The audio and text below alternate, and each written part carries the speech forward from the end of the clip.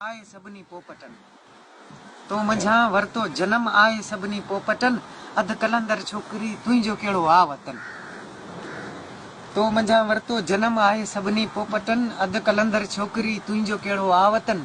दिल जे सेवण में वरी थी लगे तुंहिंजी धमाल, दिल जे सेवण में वरी थी लगे तुंहिंजी धमाल।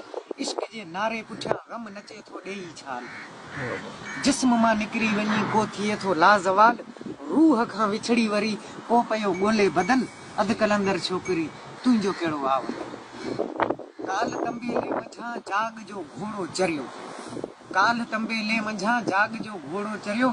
संग पाए घोड़ो चरियो काल तंबेले मझां जाग जो घोड़ो चरियो। संज पाए सिक जो पए हवाउन में तरियो। हिणक हुन सां गॾु हुई खाली खाली परवरियो।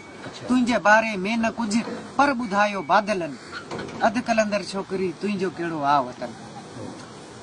तोखे पंहिंजूं सरहदूं तोखे पंहिंजा ज़ाविया, तोखे पंहिंजूं सरहदूं तोखे पंहिंजा ज़ाविया। मुंह में तुंहिंजो मुल्क हो पर इहो ॼातो न तो। तोखे पंहिंजूं सरहदूं तोखे पंहिंजा ज़ाविया, मुंह में तुंहिंजो मुल्क हो पर इहो ॼातो न तो। किरसमिस जी शाम जो चर्च तुंहिंजे लय चरिया, सिज खे अख में विझी आसमां पातो न तो। किरसमिस जी शाम जो चर्च तुंहिंजे लय चरिया, सिज खे अख में विझी आसमां पातो न तो। तर्जुमो पंहिंजो कयो नओं वरी नातो न तो। म्याण में तलवार कई कंध खाई आसुती, दर्द जंग जूं विया करे सपना पंहिंजा सभु कतल। कंहिं बि ज़ख़्मी ख्वाब खे सीने सां लातो न तो। कलर पोठा कारड़ा वण वॾा ॼण ॿारड़ा, वेकरो कप वाह जो निम नंढी ॼण छोकरी। कलर पोठा कारड़ा वण वॾा ॼण ॿारड़ा, वेकरो कप वाह जो निम नंढी ॼण छोकरी। लाड़ जे लहजे विचां ढंढ खे ॻातो न तो। मुंह में तुंहिंजा सभु सुञा पट केसीं पिया हुजनि, अध कलंदर छोकरी तुंहिंजो केड़ो आ वतन। मूं ॿुधो हो थी परे तूं वञी थींदी जबल, मूं ॿुधो हो थी परे तूं वञी थींदी जबल। अक जी फुलड़ी मंझां तूं वरी ईंदी फुटी, लक तां लहंदे मथां अक तुंहिंजो पिया पुछनि।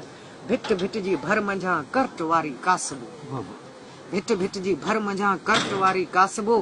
पेर तुंहिंजा दिलरुबा मुंह तलाशा माठ में, वेझो वीरा वाह जे आमूं साम्हूं सारधरो, वेझो वीरा वाह जे आमूं साम्हूं सारधरो।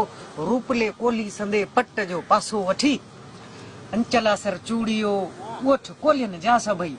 ओड़ी मंदर छोकरी तुंहिंजो केड़ो आ वतन, अध कलंदर छोकरी तुंहिंजो केड़ो आ वतन।